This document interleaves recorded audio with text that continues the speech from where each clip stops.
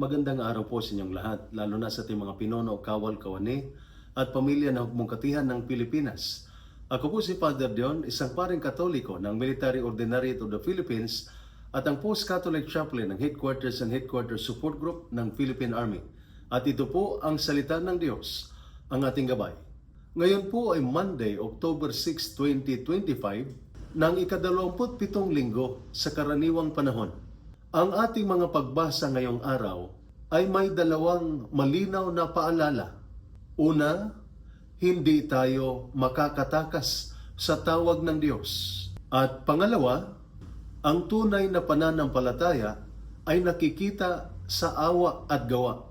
Sa ating unang pagbasa mula sa aklat ni Jonas, chapter 1 verses 1 and chapter 2 verses 1 to chapter 2 verses 1 and 11, ipinapakita sa atin sa buhay ni Jonas na hindi matatakasan ang tawag ng Diyos. Tinawag ng Diyos si Jonas upang mangaral sa Nineveh. Ngunit tumakas siya, sumakay ng barko at nauwi sa tiyan ng isang malaking isda. Sa huli, matapos siyang manalangin at magpakumbaba, iniligtas siya ng Diyos at muling isinugo sa kanyang misyon. Ito'y nagpapaalala sa atin, kapag tinawag ka ng Diyos, hindi ka makakatakas. Maaaring magpumiglas ka o mag-atraso, pero mananatili ang misyon niya sa iyo. Para sa sundalo, ito'y parang utos ng commander, hindi pwedeng iwasan dahil higit ito sa sariling takot o ginhawa.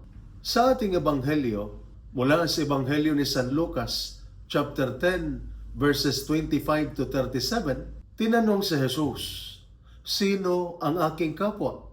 Sumagot siya sa pamamagitan ng talinghaga ng isang mabuting Samaritano. May isang lalaking binugbog at iniwanan na halos patay na. Dumaan ang pari at lebeta, ngunit nagwalang bahala. Dumaan ang Samaritano, isang dayuhan, at siya ang nagpakita ng habag at tumulong. Ito'y nagpapaalala sa atin, ang ating kapwa ay sino mang nangangailangan. At ang pagmamahal sa Diyos ay hindi hiwalay sa pagmamahal sa kapwa. Para sa sundalo, ito ang diwa ng serbisyo. Hindi lamang pagtatanggol ng teritoryo, kundi pag-aaruga at pagprotekta sa tao. Para sa pamilya, ito'y pagtitiyaga, pag-uunawa, at pagtulong sa isa't isa sa oras ng hirap. Kaya si Jonas ay nagpapaalala, sumunod tayo sa tawag ng Diyos.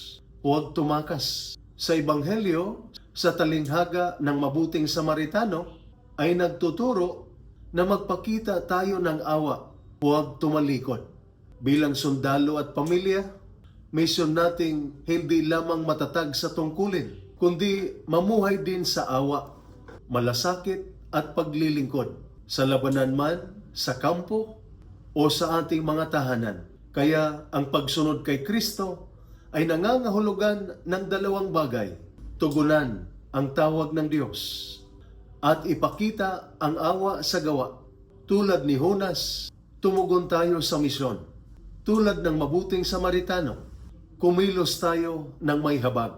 Sa huli, ang tunay na tagumpay ay hindi nakikita sa armas, kundi sa pagmamahal na isinasabuhay. Ito po ang salita ng Diyos, ang ating gabay. Manalangin tayo.